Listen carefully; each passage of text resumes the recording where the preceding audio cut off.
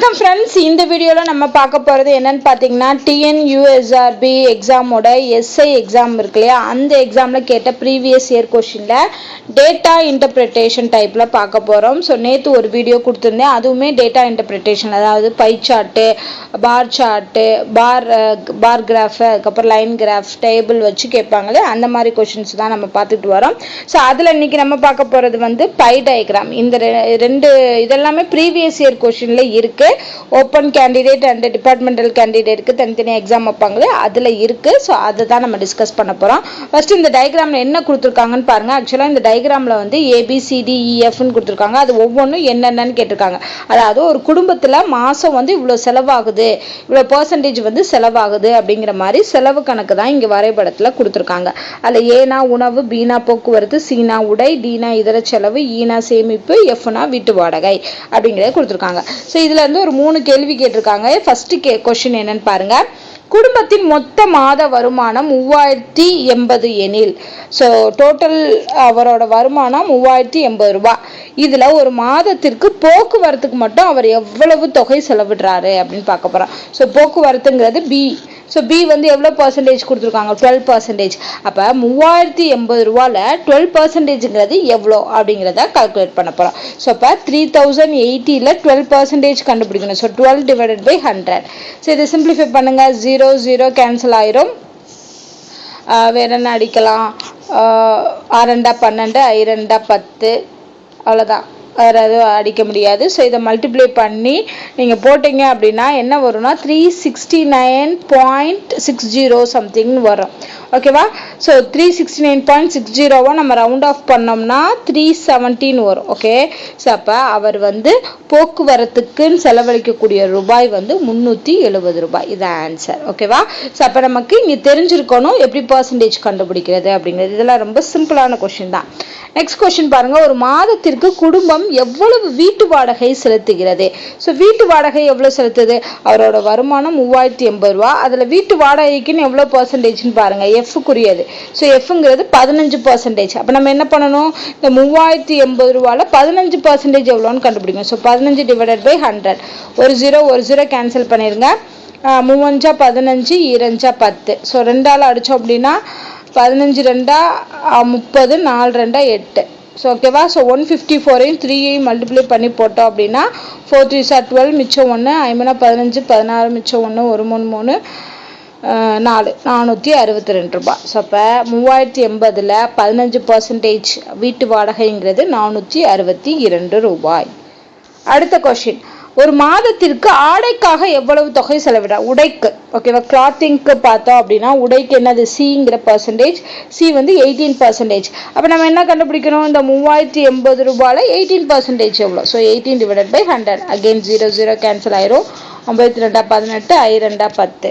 So இதை multiply பண்ணுவோம். 9ஆல் multiply 8 64, 9 72, 9 3 27. So divided by 5ன்னு வருமா? ஸோ 1 5, 5 25, மிச்சம் 2, 5 25, மிச்சம் 2 வரும். 4 5 20, மிச்சம் 2 போகிறப்போ அகெயின் 0 போட்டோம்னா 4 5 20ன்னு வரும். ஸோ 554.5. 4.4 தான் இருக்குது. இதை வந்து நம்ம ரவுண்ட் ஆஃப் பண்ணோம் அப்படின்னா 554 தான் கிடைக்கும். ஸோ நம்மளை கன்ஃபியூஸ் பண்ணுறதுக்குன்னே 545ம் ஆன்சராக கொடுத்துருக்காங்க. ஓகேவா?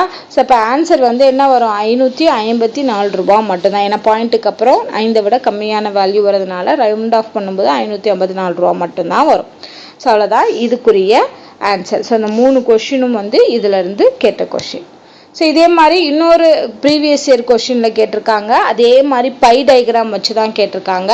ஸோ இங்கே என்னென்னா கேண்டிடேட்ஸ், அதாவது வேட்பாளர்கள் வச்சு கொடுத்துருக்காங்க. 4 வேட்பாளர்கள் வாங்கின ஓட்டுகளோட டிகிரிஸ் கொடுத்துருக்காங்க. அதாவது அதை பை சார்ட்டை பிரிக்கும் போது, அதாவது 360 டிகிரி மொத்தம் அதை பிரித்தோம்னா 120, 90, 50, 100ன்னு சொல்லி 4 கேண்டிடேட் பிடிச்சிருக்காங்க. இது சதவீதம் கிடையாது.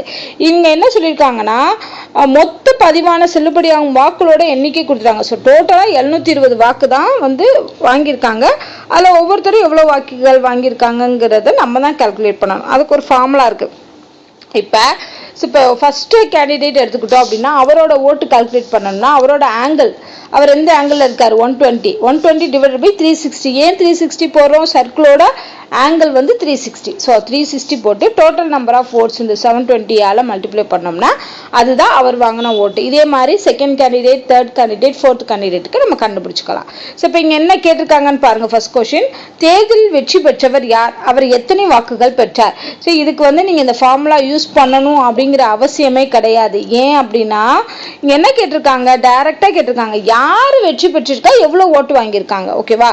ஸோ யார் வெற்றி பெற்றிருக்காங்கிறத நம்ம பார்த்தோன்னே கண்டுபிடிச்சலாம். யார் அதிகமான வேல்யூ வச்சிருக்காங்களோ அவங்க தான் வெற்றி பெற்றவங்களா இருப்பாங்க. அப்போ கேண்டிடேட் ஒன்று தான் வெற்றி பெற்றிருக்காங்க அப்படிங்கிறத நம்ம டிக் பண்ணிடலாம். ஏன் இங்கே சம்டைம்ஸ் கேண்டிடேட் ஒன்றே கொடுத்து இன்னொரு ஆப்ஷனும் ஒன்று கொடுத்து நம்பர் ஆஃப் ஓட்ஸ் வந்து மாறி இருக்கு அப்படிங்கிற பட்சத்தில் நம்ம மற்றதெல்லாம் செக் பண்ணணும்.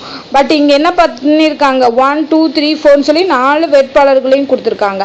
ஸோ அப்போ பார்த்தோன்னே என்ன பண்ணிடலாம், வேட்பாளர் 1 தாங்கிறது கால்குலேட் பண்ணிடலாம். ஸோ அதான் ஆன்சராகவும் இருக்குது. ஓகேவா? ஸோ உங்களுக்கு இந்த வாக்குகள் எப்படி கால்குலேட் பண்ணாங்க அப்படின்னு தெரிஞ்சுக்கணும்னா இந்த ஃபார்முலாவில் யூஸ் பண்ணணும். அவங்களோட ஆங்கிள் என்ன 120. So 120 divided by 360 into total number of votes எவ்வளோ 720. சரி சிம்பிளிஃபை பண்ணுங்க. 0 0 கேன்சல். 1 12 12, 3 12 36. ஸோ அப்போ 720 டிவைடட் பை 3 போடணும். ஸோ 1 3 3, 2 3 6, 4 12, 0. ஸோ அப்போ ஆன்சர் என்ன வருது 240ங்கிறது வருது. கரெக்ட். ஓகேவா? நெக்ஸ்ட் கொஸ்டின் பாருங்க. எந்த வித்தியாசத்தில் வெற்றி பெற்ற வேட்பாளர் மற்றவரை தோற்கடித்தார்? ஸோ வெற்றி பெற்றோன்னு சொல்றோம் இல்லையா, அவர் எவ்வளோ ஓட்டு டிஃப்ரென்ஸில் வெற்றி பெற்றாரு அப்படின்னா அப்போ ஒவ்வொருத்தவங்களும் வாங்கின ஓட்டு என்னங்கிறத ஃபர்ஸ்ட் கால்குலேட் பண்ணி தான் ஆகணும், வேற வழியே கிடையாது.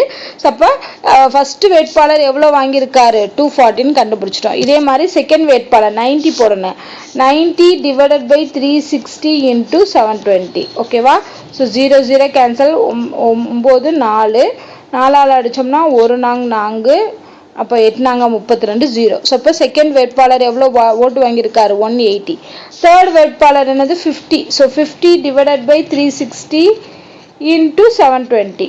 ஓகேவா? ஸோ 0 0 கேன்சல் ஆயிரும். 1 36 36, 2 36 20. ஸோ 2 10. ஸோ இப்போ என்ன வரும், தேர்ட் வேட்பாளர் வந்து 100 ஓட்டு வாங்கியிருக்காரு. ஃபோர்த் வேட்பாளர் 100. So 100 divided by 360 into 720.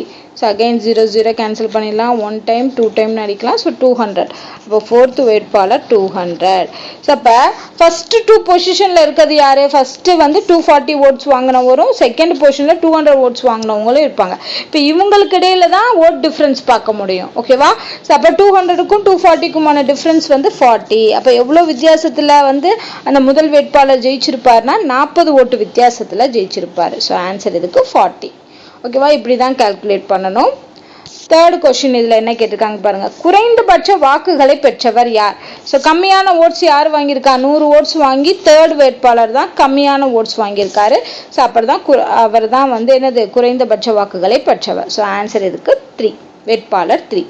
அவ்வளோதான். இந்த பை டயக்ராமை வச்சு நம்ம என்ன கண்டுபிடிச்சிக்கோங்க, இது ரொம்ப முக்கியம், நல்லா ஞாபகம் வச்சுக்கோங்க. ஆங்கிள் வச்சு கொடுக்கும்போது அந்த ஆங்கிளை நம்ம எப்படி நம்பர்ஸாக கன்வெர்ட் பண்ணணும்னா இந்த மாதிரி தான். ஸோ இதில் இன்னொரு கொஸ்டின் பார்க்கலாம். இது ரொம்ப சிம்பிளான கொஸ்டின். ஏபிசி அப்படின்னு சொல்லக்கூடிய நிறுவனத்தோட ஏற்றுமதியோட பர்சன்டேஜ் வளர்ச்சி விகிதம் தான் இங்கே கொடுத்துருக்காங்க. ஸோ அவங்களோட growth ரேட் இங்கே கொடுத்துருக்காங்க. இங்கே வருடம் இந்த இயர்க்குள்ள அப்படின்னு கொடுத்துருக்காங்க.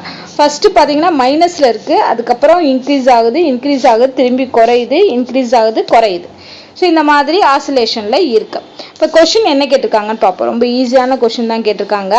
கொடுக்கப்பட்ட ஆண்டுகளில் சராசரி வளர்ச்சி விகிதத்தை விட ஓகேவா எத்தனை ஆண்டுகளின் வளர்ச்சி விகிதம் அதிகமாக இருந்தது? அப்போ நம்ம என்ன பண்ணணும், சராசரி வளர்ச்சி விகிதம் என்னங்கிறத கால்குலேட் பண்ணணும். அதுக்கு என்ன பண்ணணும், 1 2 3 4 5 6 இந்த 6 வேல்யூவையும் நம்ம என்ன பண்ணணும், ஆட் பண்ணி டிவைடட் பை 6 போட்டோம்னா ஒரு வேல்யூ வரும். ஸோ அந்த வேல்யூவை விட எது கரெக்டாக இருக்குது அப்படிங்கிறத பார்க்கணும். ஸோ இங்கே -2.5னா -2.5னே எடுத்துக்கலாம். ஸோ இப்போ 5லேருந்து -2.5 போச்சு அப்படின்னா என்ன வரும், வெறும் 2.5 வரும். Plus 20 plus 17.5 plus 22.5 plus 9.5. ஓகேவா? ஸோ டிவைடட் பையில் 1 2 3 4 5 6 வேல்யூ. ஸோ 6 போட்டுக்கோங்க. இதோட சராசரி எவ்வளோன்னு கண்டுபிடிக்க போகிறோம். ஸோ சராசரி எவ்வளோன்னு கண்டுபிடிக்கிறதுக்கு என்ன பண்ணணும், இது எல்லாத்தையுமே ஆட் பண்ணணும். ஆட் பண்ணோம்னா 72 வருது. ஓகேவா, 72 டிவைடட் பை 6 போடுங்க. அடித்தோம் அப்படின்னா 12 கிடைக்குமா. ஸோ இப்போ நம்மளோட ஆவரேஜ் க்ரோத் ரேட் வந்து 12 கிடைச்சிருச்சு. ஃபர்ஸ்ட் கொஸ்டின் பாருங்க, கொடுக்கப்பட்ட ஆண்டுகளின் சராசரி வளர்ச்சி விகிதத்தை விட எத்தனை ஆண்டுகளின் வளர்ச்சி விகிதம் அதிகமாக உள்ளது. அப்போ 12 விட அதிகமாக இருக்கக்கூடிய வேல்யூஸ் பார்க்குறோம். ஸோ 20 வரும், 17.5 வரும், 22.5 வரும். ஸோ இது வராது, இது வராது, இது வராது, ஏன்னா இதெல்லாம் 12 விட கம்மியாக இருக்கு. ஸோ அப்போ இதுக்கு ஆன்சர் என்ன, 3. ஓகேவா. ஸோ நெக்ஸ்ட் கொஸ்டின் பார்க்கலாம். கொடுக்கப்பட்டுள்ள ஆண்டுகளின் சராசரி வளர்ச்சி விகிதத்தை விட எத்தனை ஆண்டுகளின் வளர்ச்சி விகிதம் குறைவாக உள்ளது அப்படின்னு கொடுத்துருக்காங்க. ஸோ கம்மியாக உள்ளது, 12 விட கம்மியாக உள்ளது அகைன் என்னது, 3. ஓகேவா. ஸோ இதுலேயும் பார்த்தீங்கன்னா 3 வேல்யூஸ் வந்து கம்மியாக வருது. ஸோ இதுக்குரிய ஆன்சரும் 3 தான்.